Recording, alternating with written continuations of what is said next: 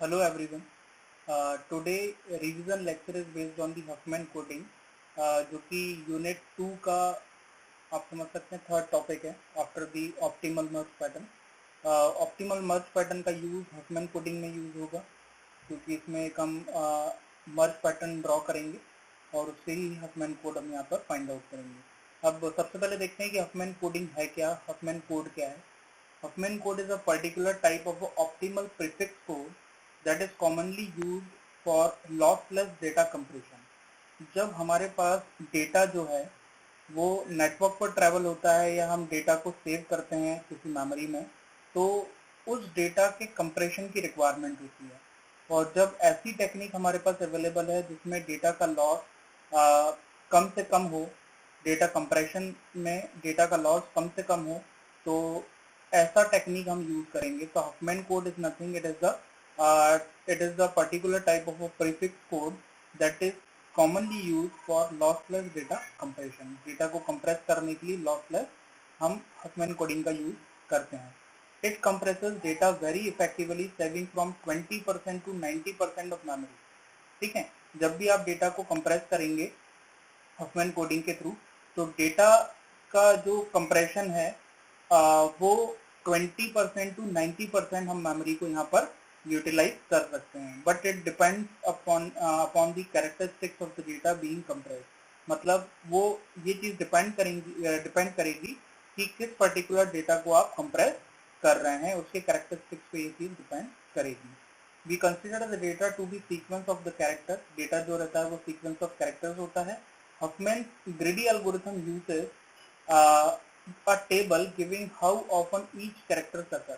मतलब Huffman coding जो है यहाँ पर ग्रीडी एल्गोरिथम पर बेस्ड है, जिसमें नंबर ऑफ कैरेक्टर्स कितनी बार आए हैं मैसेज में या डेटा में, उस पर ये क्या करता है, उस पर ये कोडिंग करता है। That is called the frequency. The occurrence of the character here is called the frequency of the particular character and this particular code will be generated by Huffman and it is proposed by the Huffman। Huffman का जो पूरा नाम था वो था David A Huffman. इन्होंने ये code 1951 में दिया था, जो हम आज 2020 में बैठ के भी हफमैन कोड को यहाँ पर इस कॉन्सेप्ट को हम समझ रहे हैं। ठीक है, तो it is a compression technique. जैसा कि मैंने बोला, it is use for reducing the size of the data और द मैसेज। मैसेज का साइज और मैसेज या डेटा का साइज रिड्यूस करने के लिए यूज किया जाता है। जैसे हमारे पास एग्जांपल यहाँ पर हो सकता है, suppose we want to save the data into the file, so we can compress the data to reduce the size of the file। and the second, when the data sent over the network, the data can compress and send that reduces the cost of transmission। जब data over the network travel होता है, तो अगर data हम compress करेंगे तो जो उसकी कॉस्ट ऑफ ट्रांसमिशन होगा, जितना अपलोडिंग और डाउनलोडिंग में जितना हमारा डेटा यहाँ पर यूज होगा वो कम से कम होगा if the data size is reduce. ठीक है, तो आइए चेक करते हैं कि कैसे हफमैन कोड काम करता है। तो सपोज यहाँ पर हफमैन कोड हमें हफमैन की एनकोडिंग करनी है। हमें ये चीज़ पता है कि जब डेटा सेंडर से सेंड किया जाता है फ्रॉम द सेंडिंग एंड, जब वो सेंड किया जाता है तो वो एनक्रिप्ट होता है at the receiver end। when the data will be received by the receiver, at the receiver side data will be decoded। ठीक है, यहाँ पर एनकोडिंग और डिकोडिंग का कॉन्सेप्ट है। सबसे पहले समझते हैं कि एनकोडिंग कैसे होगी डेटा की यूजिंग द हफमैन कोड। तो सपोज यहाँ पर आपका दिया हुआ है एक मैसेज, और आप देख सकते हैं इस मैसेज की जो लेंथ है वो नंबर ऑफ कैरेक्टर पर डिपेंडेंट है। So the length of this particular message is 20। सबसे पहले हमें क्या करना होगा, हमें एक टेबल ड्रॉ करनी होगी, और टेबल में हम देखेंगे, टेबल में सबसे पहले आप यहाँ पर 4 कॉलम बना लीजिएगा। सबसे पहले क्या है, number of characters, then count of frequency, then port, then message size. तो सबसे पहले देखते हैं कि मैसेज में हमारे कितने ऐसे कैरेक्टर्स हैं जो यूज हुए हैं एक्चुअली। तो यहाँ पर आप देख सकते हैं कि 5 कैरेक्टर्स हैं जो कि मैसेज में यूज हुए हैं, ABCDE। ठीक है, और ABCDE यहाँ पर जो आपका जो कितने कैरेक्टर्स हैं, यहाँ पे 5 कैरेक्टर्स हैं, है ना। 5 कैरेक्टर्स यूज हुए हैं। अब सेकंड जो कॉलम है वो है काउंट और फ्रीक्वेंसी का। इसमें हम चेक करेंगे कि एक पर्टिकुलर कैरेक्टर कितनी बार रिपीट हुआ है, what is the frequency of the particular character. Actually यहाँ पर हम सेट कर देखेंगे। तो यहाँ पर मैसेज में आप देख सकते हैं बी की हम बात करें, सबसे पहले ए की बात कर लेते हैं, सीक्वेंस से चल लेते हैं। ए की हम बात करेंगे तो ए कितनी बार रिपीट हुआ है, 1 2 3। तो द फ्रीक्वेंसी और count for the particular character A is 3। इसी तरह से सारे कैरेक्टर्स जितने भी हमारे पास अवेलेबल हैं इस मैसेज में, सबकी फ्रीक्वेंसी यहाँ पर हम कैलकुलेट कर लेंगे मैसेज को रीड करते हुए। ठीक है, तो अगर इसको हम टोटल करेंगे तो इसका साइज कितना हो जाएगा, टोटल यहाँ पर फ्रीक्वेंसी के अकॉर्डिंग कितना हो गया, यहाँ पे 20 कैरेक्टर्स हमारे पास अवेलेबल है जैसा कि दिया हुआ है क्वेश्चन में। अब बात आती है कि कोड कैसे निकलेगा। तो कोड निकालने के लिए मतलब जब भी हम हफमैन कोड यहाँ पर निकाल रहे होंगे तो हफमैन कोडिंग करने के लिए सबसे पहले हमें क्या करना पड़ेगा, हमें ट्री बनाना पड़ेगा। And that tree will be generated by with the help of optimal merge pattern. Optimal merge pattern हमें बनाना आता है। पिछले क्लास में मैंने आपको बताया था कि how we can merge the file together, है ना, और कैसे हम optimal merge pattern find out करके हमारी जो मर्जिंग कॉस्ट है वो सबसे कम से कम ला सकते हैं, ऑप्टिमल कॉस्ट हम अचीव कर सकते हैं। तो फंडा क्या था वहाँ पे, फंडा ये था कि जितने भी हमारे पास फाइल्स हैं उसको हम क्या करेंगे, सीक्वेंस में अरेंज करेंगे फ्रॉम स्मॉलेस्ट टू लार्जेस्ट, मतलब असेंडिंग ऑर्डर में उन सबको हम अरेंज कर लेंगे। तो यहाँ पर फाइल्स तो नहीं है लेकिन यहाँ पर हमारे पास पर्टिकुलर कैरेक्टर्स का फ्रीक्वेंसी काउंट है। तो what we have to do, we have to find out the merge pattern using this particular frequency count. तो इन फ्रीक्वेंसी काउंट को हम क्या करेंगे, सीक्वेंस में अरेंज कर लेंगे। जैसे सबसे पहला जो छोटा जो फ्रीक्वेंसी काउंट है वो ई का है, तो ई कैरेक्टर सबसे पहले आ गया, देन ए का है, देन बी का, देन बी का और देन सी का। तो असेंडिंग ऑर्डर में हमने क्या किया, इन सारी फ्रीक्वेंसी काउंट को अरेंज कर लिया। ठीक है, अब यहाँ पर हम मर्जिंग स्टार्ट करेंगे तो 2 और 3 आपस में मर्ज हो जाएंगे। यहाँ पर हमें मर्जिंग कॉस्ट से कोई लेना देना नहीं है, इसलिए सबको मैंने यहाँ पर 20 करके रख दिया हुआ है, 20 करके रखा हुआ है, क्योंकि मर्जिंग कॉस्ट से यहाँ पर हमें कोई लेना देना नहीं है, हमें एक्चुअली हफमैन कोड निकालना है। तो इसीलिए सभी नोट पे मैंने 20 ही रख दिया है, and 20 is nothing, it is the length of the given message. तो मर्जिंग कॉस्ट का कोई मतलब नहीं है, इसलिए मैंने यहाँ पर कुछ भी कॉस्ट नहीं रखा है। तो 2 और 3 मर्ज हो जाएंगे। ठीक है, देन जो भी आउटकम आया इसका मर्जिंग हो जाएगा डी के साथ, और देन 5 और 6 का मर्जिंग हो जाएगा और ये आपस में मर्जिंग होंगे। इस तरह से ऑप्टिमल मर्ज पैटर्न आपका बन चुका है। ठीक है, now what we have to do, अब हमें हफमैन कोड निकालना है। तो हफमैन कोड निकालने के लिए एक फंडा यहाँ पर है, जितनी भी एजेस लेफ्ट हैंड साइड वाली हैं उन सारी एजेस पर हम 0 मार्क कर देंगे, 0 बिट मार्क कर देंगे, और जितनी भी एजेस हमारे पास राइट हैंड साइड वाली हैं इस पर्टिकुलर ट्री में उन सबको 1 मार्क कर देंगे। ठीक है, अब देखते हैं अपन कि ए का कोड कैसे जनरेट हुआ। यहाँ पर 001, यहाँ पर देखेंगे रूट से स्टार्ट करते हैं। तो रूट से स्टार्ट करने में क्या है, रूट से स्टार्ट करेंगे कि ए तक हम कैसे पहुंच पा रहे हैं, 0 0 1, तो it will be the code for a character. B की बात करेंगे तो बी तक पहुंचने के लिए हमारे पास क्या है, 1 0, तो 1 0 will be the code for B.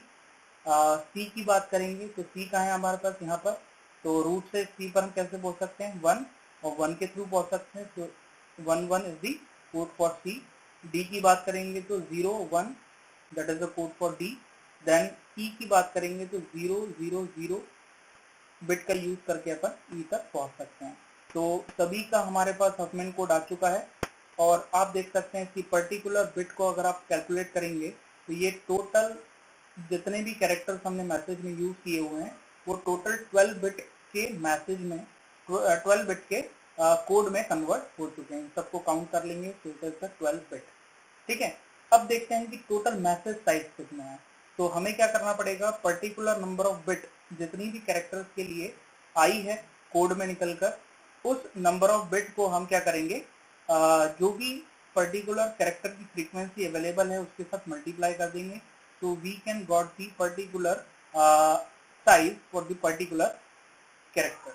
तो 3 by 3 इट विल बी 9, क्योंकि यहाँ पर 3 बिट का कोड है किसके लिए, कैरेक्टर ए के लिए, so it will B 3/3 9। 2 bit का कोड है किसके लिए, बी के लिए, और बी की फ्रीक्वेंसी कितनी 5, तो 5 into 2 it will B 10। 6 into 12 क्योंकि 2 बिट यहाँ पर 2 बिट्स यहाँ पर यूज हुए किसके लिए, 6 के लिए, तो 6 into 2 12। बी के लिए बात करेंगे तो अगेन 2 बिट यूज हुए, 4 into 2 it will be 8, and 000 that is 3 bits we are using for the character E, so 2 into 3 it will be 6। अगर इसको हम कैलकुलेट करेंगे तो ये कितना हो गया है, मैसेज साइज कितना हो गया आपका 45 बिट्स का हो चुका है। ठीक है, अब देखते हैं कि कैसे कितना क्या टोटल साइज आता है मैसेज का after encoding of the Huffman. तो मैसेज साइज कितना है हमारे पास 45 बिट्स है। तो जब भी क्या होगा, अब सबसे पहले अपन देखें यहाँ पर कि ये जब मैसेज आपने एनकोड तो कर दिया हफमैन कोडिंग के थ्रू, लेकिन जब ये रिसीवर एंड पे मैसेज एनक्रिप्टेड फॉर्म में रिसीव्ड होगा तो उस पर्टिकुलर रिसीवर एंड पर इसको डिक्रिप्ट भी होना पड़ेगा। तो डिक्रिप्ट होने के लिए रिसीवर एंड पर कैसे ये डिक्रिप्ट होगा, क्योंकि वहां क्या पता कि ए का जो कोड है, मतलब ये 001 जो कोड है वो आपने ए के लिए लेके रखा है, 10 जो कोड है वो बी के लिए रखा है, 11 जो है वो सी के लिए रखा है। ये कैसे मालूम चलेगा, तो क्या होगा, इस 45 बिट मैसेज के साथ आपको क्या करना होगा, आपको ये पर्टिकुलर ट्री या टेबल दोनों में से कोई भी आपको सेंड करना पड़ेगा विद दी मैसेज। तो जो टोटल ट्री और टेबल का जो साइज है, ट्री या टेबल का जो साइज है वो भी मैसेज के साइज में ऐड होके नेटवर्क पर सेंड होगा। ठीक है, तो यहाँ पर देख लें कि टोटल ये 52 बिट जो आ रहा है ट्री और टेबल का साइज, वो 52 बिट कैसे आया। तो टोटल जो ASCII कैरेक्टर्स हैं, ASCII जो कोड होता है वो 8 बिट का होता है जो कि इसमें एनक्रिप्टेड रहेगा। तो टोटल नंबर ऑफ कैरेक्टर्स हमारे पास कितने 5 into 8 it will B 40 bit. ठीक है, और हफमैन कोड से हमें कितना मिला यहाँ पर 12 बिट, तो दोनों को ऐड करेंगे तो ये कितना हो जाएगा 52 बिट हो जाएगा। मतलब एक्चुअल मैसेज का साइज कितना 45 बिट्स, और ट्री और टेबल जो कि हम इस मैसेज के साथ ओवर द नेटवर्क सेंड कर रहे हैं for the description at the receiver and, तो ट्री और टेबल का साइज भी ऐड हो जाएगा इस मैसेज में, दैट इज 52 बिट्स। अगर हम इन दोनों को हम ऐड करेंगे तो ये कितना हो जाएगा 97 बिट्स हो जाएगा। ठीक है, 97 बिट्स यहाँ पर हमारे पास इसकी कॉस्ट आ जाएगी इस पूरे मैसेज की। ठीक है, तो इस तरह से आप इसको क्या कर सकते हैं, इस तरह से आप इसको क्या कर सकते हैं कि पर्टिकुलर हफमैन कोड के थ्रू आप इसकी एनकोडिंग कर सकते हैं। अब जब ये message at the receiver and receive होगा तो इसका डिक्रिप्शन होगा, डिकोडिंग होगी। तो डिकोडिंग कैसे होगी, सपोज ये मैसेज आपका पहुंचा बी के लिए 10, सी के लिए 11, सी के लिए 11, इस तरह से आपका ये पूरा मैसेज पहुंच गया, और ट्री भी पहुंचा है ना, ट्री भी पहुंचा। तो ट्री से ही हम फाइंड आउट करेंगे यहाँ पर कि पर्टिकुलर कोड के लिए, है ना, पर्टिकुलर जो कोड ये जो आया है ये पर्टिकुलर किस कैरेक्टर का है, वो पर्टिकुलर ट्री से ही आपका मालूम चलेगा। जैसे सबसे पहला जो है कि वो क्या 10 है, तो 1 और 0, 1 और 0 पर हम लीफ नोड पर पहुंच चुके हैं। क्या हमें क्या कौन सा कैरेक्टर मिल गया है, बी मिल गया है, तो it will B decrypted in its original form, in its original character, that is B। Again जब यहाँ पर डेड एंड पर पहुंच जाएंगे वापस आपका कंट्रोल कहाँ स्विच हो जाएगा, सोर्स पर आपके रूट नोड पर स्विच हो जाएगा। ठीक है, देन हमारे पास क्या है 1 1 है, तो 1 और 1 से हमें क्या मिल गया है, C मिल गया है। ठीक है, तो ये 1 1 जो है वो C में कन्वर्ट हो जाएगा। देन अगेन डेड एंड पर पहुंच गए तो फिर से आपका कंट्रोल कहाँ पर पहुंच जाएगा, रूट नोड पर पहुंच जाएगा, रूट से अगेन 1 1 सर्च होगा, 1 1 वापस से हमें क्या मिला, C मिला। फिर 0 0 1 है, 0 0 और 1 से हमें क्या मिला, कैरेक्टर ए मिला, तो ए में कन्वर्ट हो जाएगा, फिर से रूट नोड से आपका कंट्रोल स्टार्ट करेगा। तो इस तरह से आपकी जो भी ट्री जो आपने मैसेज के साथ एनकोड करके भेजा हुआ है over the network at the receiver and, इसी ट्री से ये जो पर्टिकुलर मैसेज है इसके ओरिजिनल फॉर्म में रिटेन हो जाएगा। तो इस तरह से हफमैन कोडिंग और डिकोडिंग आप कर सकते हैं, है ना। एग्जाम आरजीबी में एग्जाम में आता भी है ये क्वेश्चन। और एक क्वेश्चन और अपन लेके चलते हैं कि कैसे आरजीबी की एग्जाम में आया है। ये क्वेश्चन आपका 2019 के पेपर में आया है, लास्ट ईयर ही पूछा गया आरजीबी के क्वेश्चन पेपर में। तो इसको भी अपन देख लेते हैं। A text is made up of a character A B C D E. तो यहाँ पर टोटल कितने हमारे पास कैरेक्टर्स दिए हुए हैं, 5 कैरेक्टर्स दिए हुए हैं और इनकी अकरेंस की प्रोबेबिलिटी दी हुई है।